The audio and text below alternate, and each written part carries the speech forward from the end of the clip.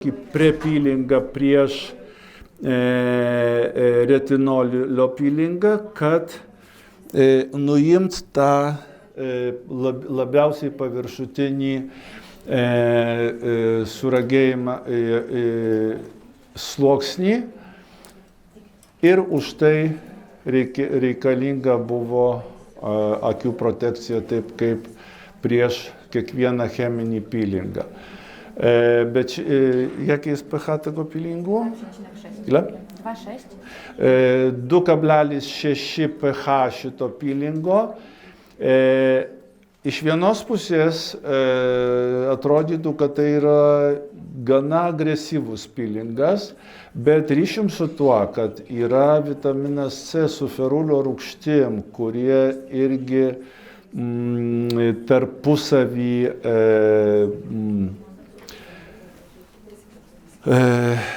pagilina tą protekcinį veikimą, plus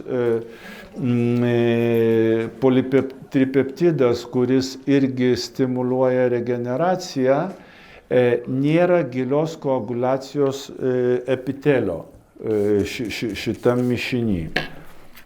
Opowiadaj dalej. Dobrze, więc teraz tak. Złuszczamy wierzchnią warstwę naskórka. Ile czasu trzymamy? 10 minut maksymalnie, ale przed zabiegiem 5, czyli jakbyśmy używali go oddzielnie. Jeigu darytumėm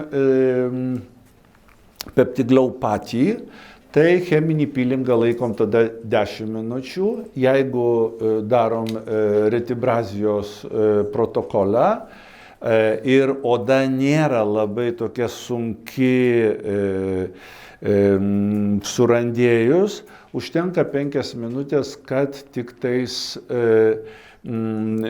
pagerint paviršutinio epitelio sluoksnio nuėmimą ir pagilint retibusterio penetraciją.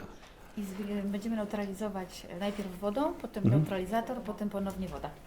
Ir neutralizuojam pilingą iš pradžių vandeniu nuplaunam, paskui neutralizatorių, kad padidint pH ir vėl dar kartą vandeniu, tokia triguba neutralizacija peptiglau prieš retibusterio jau procedūrą. Czy może zdejmować, bo czerwona. Ką klientė jaučia? Mano oda jautri, tai jaučiu ir pakandžiojimą, ir kaitimą šiek tiek. Nuo 1 iki 10. 12. Ile co? Od 1 do 10. 6-7 yra. 6 gal.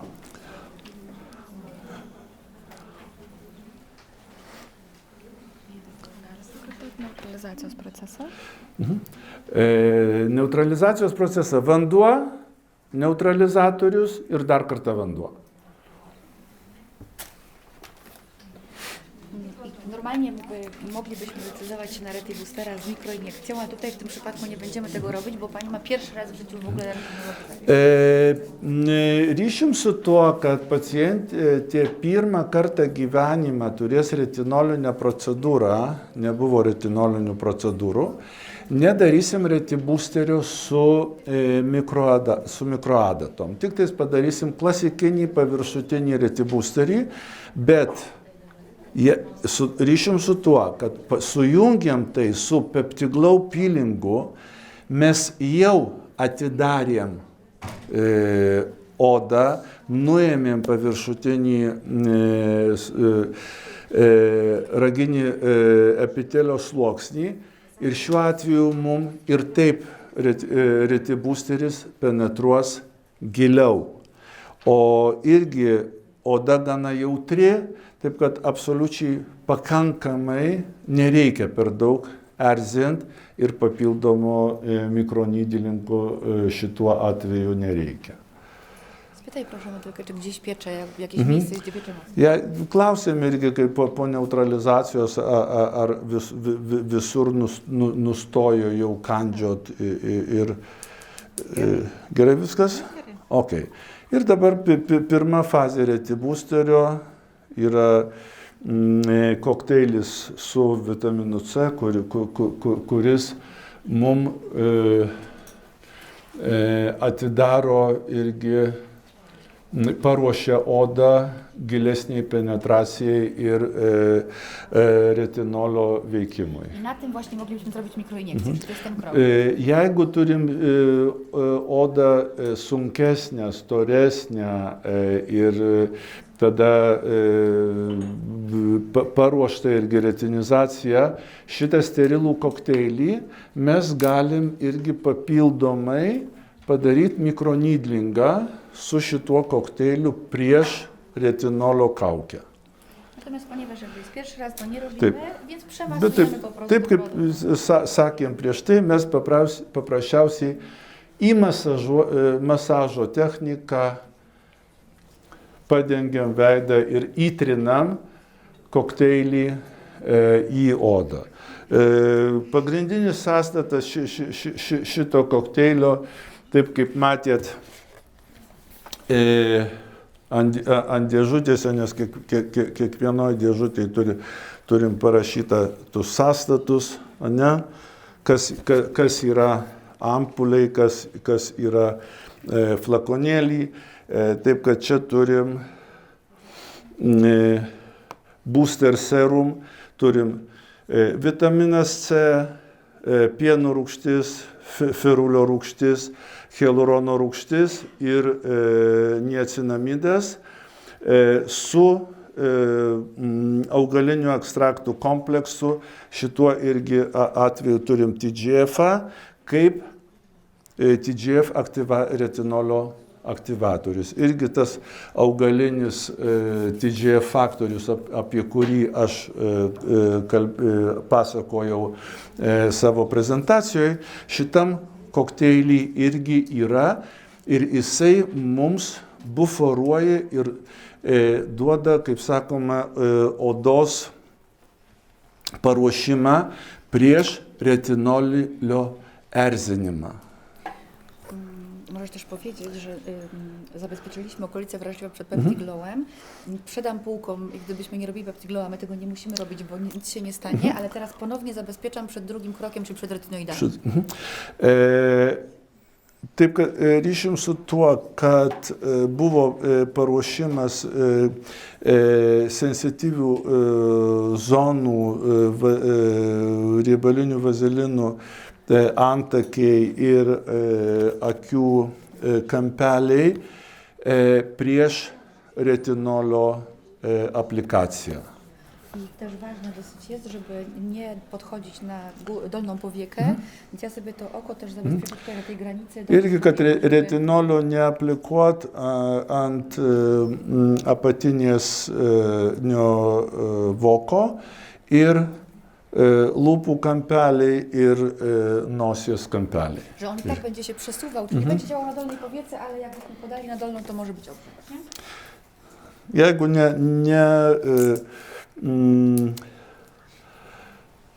padengsim apatinio voko, tai gali būti paprasčiausiai per didelė iritacija ir patinimas vokų. Ir dabar antra fazė retibusterio, vėlgi flakoniukas su retinol TGF aktyvatorius, kurį jisai toks geltonos spalvos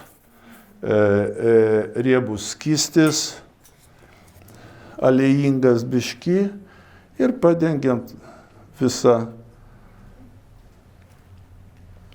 I nakładamy na całość, na górną powiekę nie ma konieczności, dolną omijamy.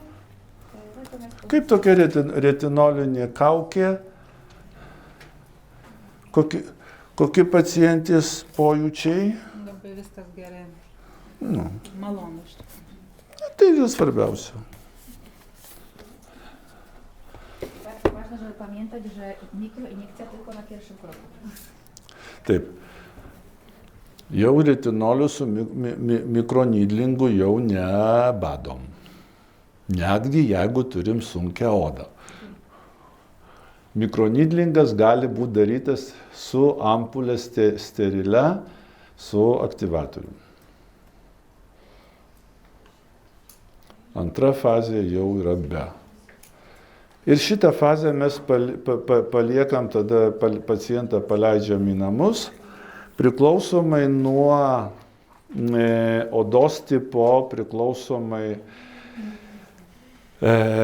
nuo problemos, paliekam tą kaukę 4-6, netgi kai kada, jeigu jau tai nėra pirma procedūra, o oda reikalauja iš tikrųjų tokios labai gilios rekonstrukcijos, buvo labai gilūs randai po aknės arba aplamai aktyvus akne procesas, tada galim netgi palikti ir iki 10 valandų retinolio kaukę ir pacientas namuose paprasčiausiai nuplauna tą kaukę, nusiplauna veidą ir tuoj Anet irgi parodys, padengia kremu specialiu, kurį gauna pas mus kabinete. Ir lengvų masažų irgi lygiai. Tu delikatnie do rozprowadzenia, bo jest delikatna skóra, jakby była grubsza, porowata, to można ten masaż zrobić troszeczkę. Jeigu oda būtų storesnė, sunkesnė, tada galima irgi tą masažą padaryti su retinolio kaukė stipresnė, kad giliau įtrint retinolį, bet šiuo atveju, kada oda yra jautri, lengvas masažas yra absoliučiai pakankamas. Ir home care po to, kai pacientas jau namuose nuplaus tą kaukę, duodam jam Ultra Repair Moisturizing kremą, duodam jam tokį mažą konteineriuką, kuriuo namuose jisai po nuplovimo padengs savo, pateps visą šitą,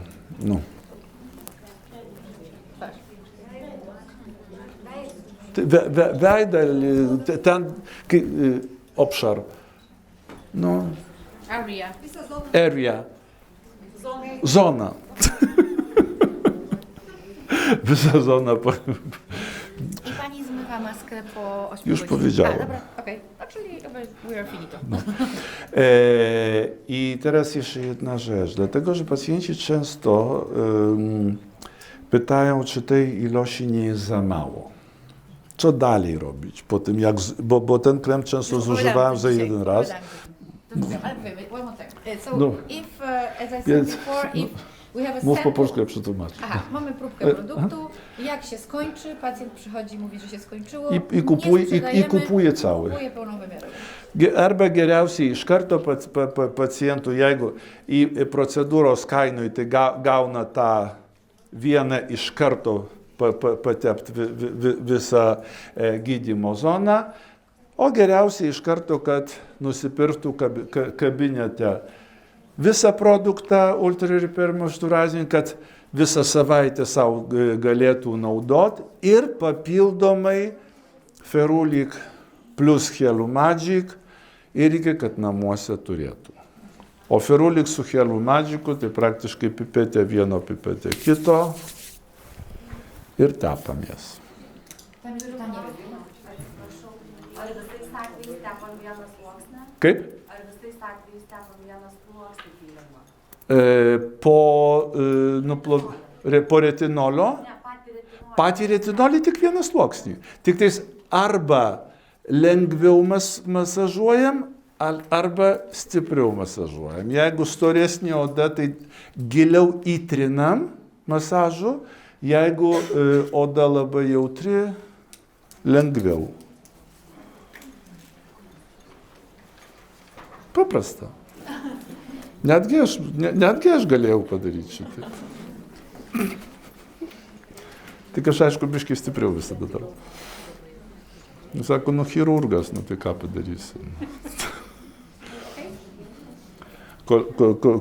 Kolegės dermatologijos visada iš manęs juokiasi. Sako, taip, daktaro Chmelevskio metodas. veido plovimas su medvilniniu gaziuku. Bet tai čia yra chirurginis veido plovimas. Nu. Reikiagi tą visą po visos dienos dulkės tas nuimt nuo veido. Ir čia yra geriausias valymas. Iš karto abrazija mechaninė, prepilingas mechaninis prieš procesą. Jeigu naudoji medvilninį gaziuką, tai tu nenutrinsi mikrobioto. Tu nutrinsi tik tais paviršutinį purviną sluoksnį. O kai demakiažą darau, tai imu irgi gaziuką medvilninį, miceliarinį vandenį ir irgi viską šitą nutrinu. O ne vatos tamponiukų išmozoju tą visą brudą. Čia yra chirurginis veido plovimas. Taip. Ne, iš pradžių nuimi sluoksnį purvo, paskui aseptiką darai. O paskui imi antioksidacinį pilingą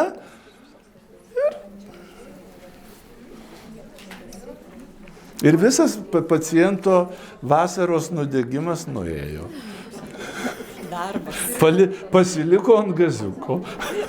Aš turiu dar klausimą. Pavyzdžiui, jeigu ateina saulėta diena, tai vat ant to retinolio galima dar užtirti SPF? Aniu, pytanie. Jeżeli jest słoneczny dzień i pacjent wychodzi na słońce, czy trzeba SPF na maskę, czy nie? Jeżeli jest sytuacja, że musi wyjść na słońce, to trzeba nałożyć SPF na maskę, chociaż zmniejszy to jakby efektywność retinoidów. Natomiast jeżeli jest możliwość, że w słoneczny dzień wsiada do samochodu, przyjeżdża do domu, siedzi w domu, to lepiej tego nie zrobić, tylko na drugi dzień nałożyć. Jeigu iš tikrųjų neatvažiavo su mašina, o turi kažkur tai tam valandą ant saulės arba neturi kapeliušo didelio, kad apsisaugot, bet tai sumažins retinolio veikimą. Geriau ne, bet jeigu jau, sakoma... Mamy wszystko? Tak. Your Kaip pacientė gyva? she's okay. No. Labai gerai jaučiuosi. Patenkinta.